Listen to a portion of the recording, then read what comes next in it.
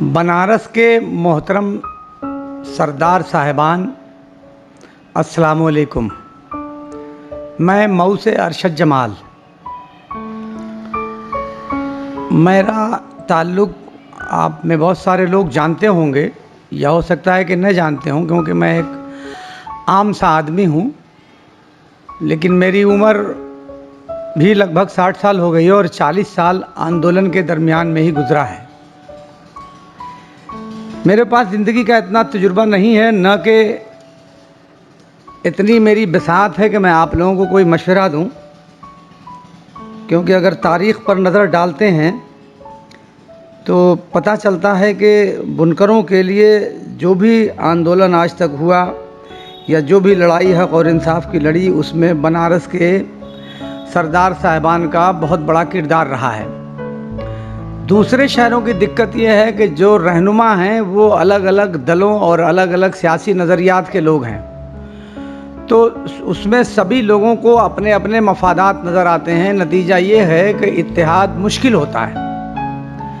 लेकिन बनारस की नवैयत ज़रा इससे मुख्तलिफ है। बनारस में जो सरदारी का जो निज़ाम है, उस निज़ाम में रहने वाले लोग आम तरीके से सियासत से ताल्लुक़ नहीं रखते, न सियासी क़यादत करते हैं, न कभी चुनाव लड़ते हैं। जिसका फ़ायदा ये होता है कि उनके कहने से तमाम सियासी लोग भी एक जगह हो जाते हैं, समाजी लोग भी एक जगह हो जाते हैं और कारोबारी लोग भी एक जगह हो जाते हैं, और आप लोग एक बड़ी ताकत बन जाते हैं, जिसके सबब हुकूमतों और सरकारों को हमारी मांगों को मनवाने में सहूलत हो जाती है। पिछले 15 दिनों से जब से बुनकरों की हड़ताल शुरू है, तब से मैंने खामोशी अख्तियार की, क्योंकि आंदोलन चलाने में कोई ज़रूरी नहीं है कि हर चीज़ मेरी मर्ज़ी से हो। लेकिन आंदोलन में मुखालफत में कुछ न बोलना, चुप रहना, ये भी एक आंदोलन के एक का तरीका है कि आंदोलन में सपोर्ट और सहयोग का। नज़रियाती फ़र्क होता है, तरीक़ेकार का फ़र्क होता है। मैं किसी पे भी उंगली नहीं उठाना चाहता कि किन लोगों का क्या तरीक़ेकार सही था, क्या तरीक़ेकार गलत था। बंदी का ऐलान 15 अक्टूबर को हो जाता है।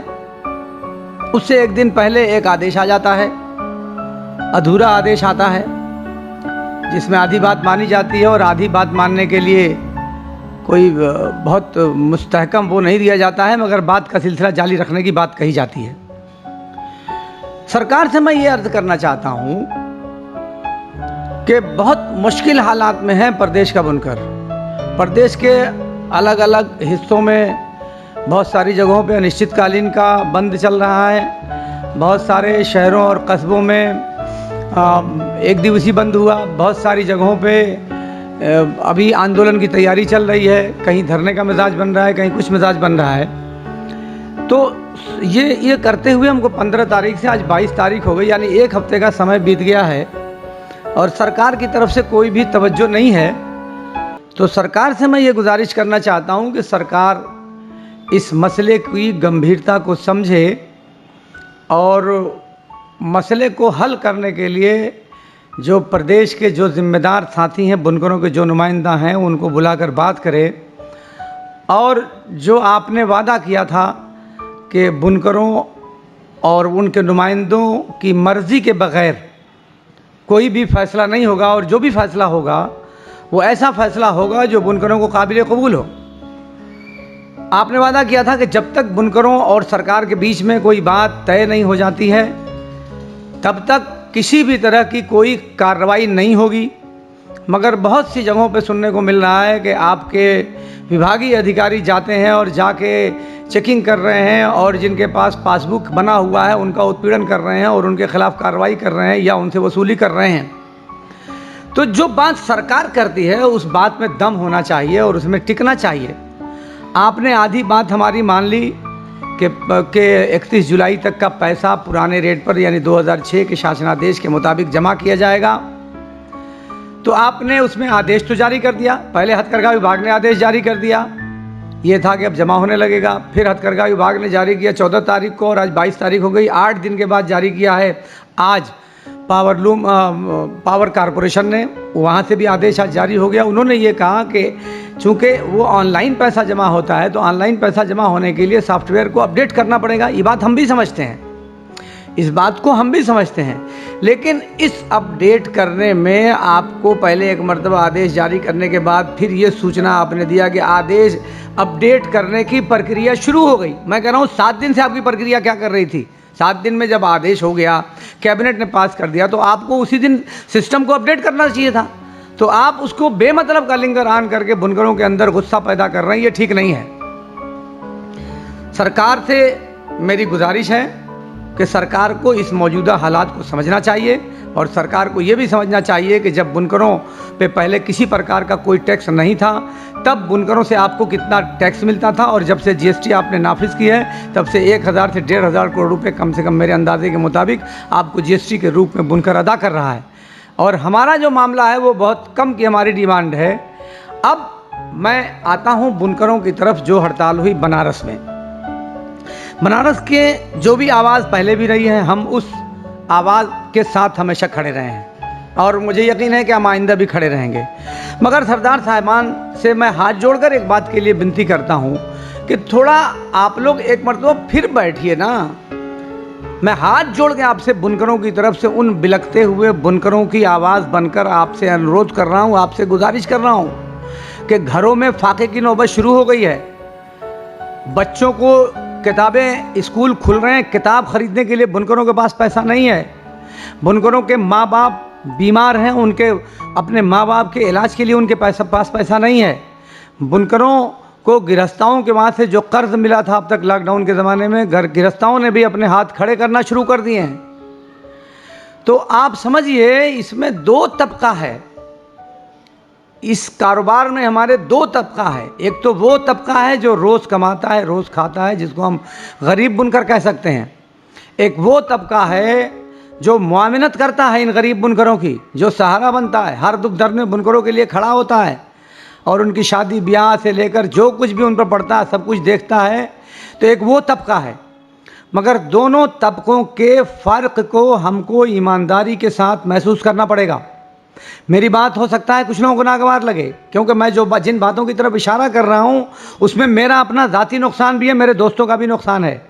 लेकिन मुझे सियासत करते हुए 40 साल बीत चुके हैं। हालात और मिजाज को समझना चाहिए। सुलह हुदैबिया की तारीख़ को समझने की ज़रूरत है। जंग का तरीका होता है कि कभी हम 2 कदम आगे बढ़ते हैं तो कभी 2 कदम पीछे हटते हैं। जिनसे हम लड़ रहे हैं उनके मिजाज को समझना चाहिए, उनकी स्ट्रेटजी को समझना चाहिए, उनसे वो हमसे कितनी मोहब्बत करते हैं या उनको हमारे नुकसान की कितनी फिक्र है, ये मुझे समझाना बाकी नहीं है, सब समझते हैं। जज्बात से नुकसान काम बिगड़ते हैं मोहतरम, जज्बात से काम बनते नहीं हैं। और मुझे लगता है कि जो आंदोलन हमको स्टेप बाय स्टेप करना चाहिए और अनिश्चित काल का बंद, तो ये मुझे लगता है कि ये आखिरी कदम होता है। तो मेरी ये राय है और मेरा सुझाव है। मेरी बात हो सकता है बहुत से लोगों को बुरा लगे, माफ़ करिएगा, मगर एक मरतबा मेरी बात को गौर से अकेले में सोचिएगा ज़रूर। हम लोगों को कोई सरकार का चाहे नौकर कह ले, चाहे सरकार का दलाल कह ले, लेकिन एक बात आप जान लो कि मेरे ऊपर अनगिनत मुकदमे हैं और सब इन्हीं बुनकरों के लिए है। एक भी अल्हम्दुलिल्लाह मेरी ज़ात से मेरे ऊपर मुकदमा नहीं हुआ है। कितनी मरतबा जेल गया हूँ मुझे याद नहीं है, और सब इन्हीं बुनकरों के लिए है। तो जो लोग बुनकरों की नुमाइंदगी नए लोग करना चाहते हैं तो उनका इस्तकबाल है, मगर भैया आप दूसरों को कुचल के मत आगे बढ़ो। आप जज्बात में आके किनकी ज़िंदगी से खिलवाड़ कर रहे हो। मेरा इशारा सिर्फ ये है कि हमको सरकार से बात का सिलसिला जारी रखना चाहिए, और सरकार अगर इनकार कर दे तब हमको आंदोलन की शुरुआत करनी चाहिए।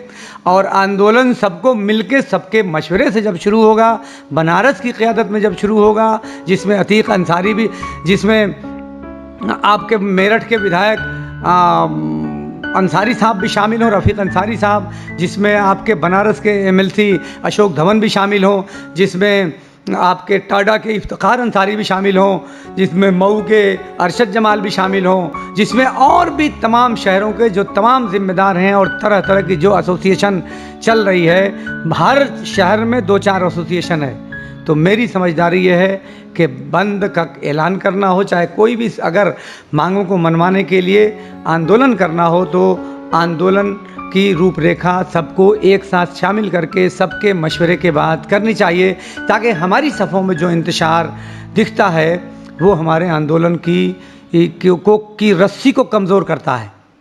तो मैं एक मरतबा फिर बनारस के जो ज़िम्मेदार साथी हैं या जो टांडा के जो साथी हैं, उन लोगों से मैं एक मरतबा हाथ जोड़ के विनती करता हूँ कि एक मरतबा फिर आप ज़िम्मेदार साथियों के साथ बैठिए, किसी भी चीज़ को इशू मत बनाइए, किसी भी चीज़ को अपने वक़ार का मसला मत बनाइए, किसी भी चीज़ को आप ज़िद मत करिए।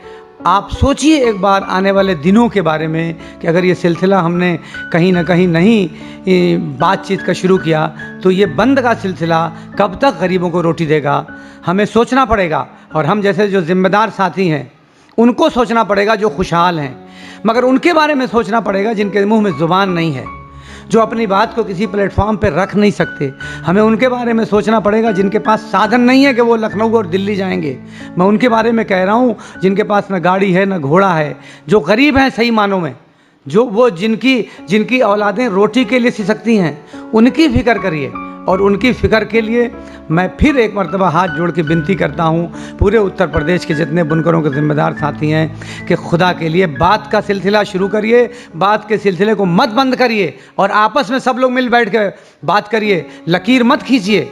जितने बुनकर नुमाइंदे हैं, मैं बनारस के सरदार साहबान से अपील करता हूँ कि आपका बेहद एहतराम है और आप सरदार साहबान बुलावें। जितने बुनकर नुमाइंदे हैं मेरठ से लेके इधर गोरखपुर और तमाम तरह हर जगह से बुनकर नुमाइंदों को आप बुलाइए, और आम आदमी को मत बुलाइए, सिर्फ उन नुमाइंदों को आप बुला लीजिए। मैं आपको यकीन दिलाता हूं कि आपके मशवरे के बगैर एक भी बुनकर नुमाइंदा बात नहीं करेगा। लेकिन आप हमें अपनी बात रखने तो दीजिए, हमारा मशवरा सुनिए तो सही कम से कम। मैं इन्हीं बातों के साथ अपनी बात को ख़त्म करता हूँ।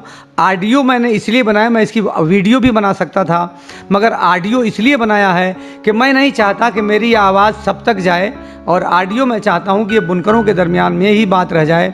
बहुत सी चीज़ें ऐसी होती हैं जो महसूस की जाती हैं, जो कही नहीं जाती हैं। तो मैं महसूस कर रहा हूँ उसे लफ्ज़ों का जामा तो नहीं पहना पाया, मगर लफ्ज़ों को जो मैंने अदा किया है उन लफ्ज़ों से आप मेरे जज्बात को महसूस कर सकते हैं। अगर आप महसूस कर लें तो ज़रूर मेरी अपील पर एक मरतबा तवज्जो दीजिएगा। बहुत बहुत शुक्रिया।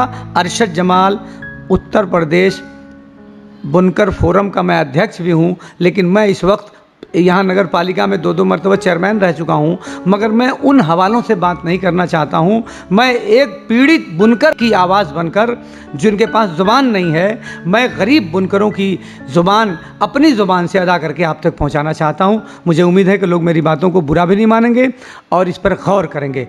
बहुत बहुत शुक्रिया। व आखिर दावाना अल्हम्दुलिल्लाह रब्बिल आलमीन।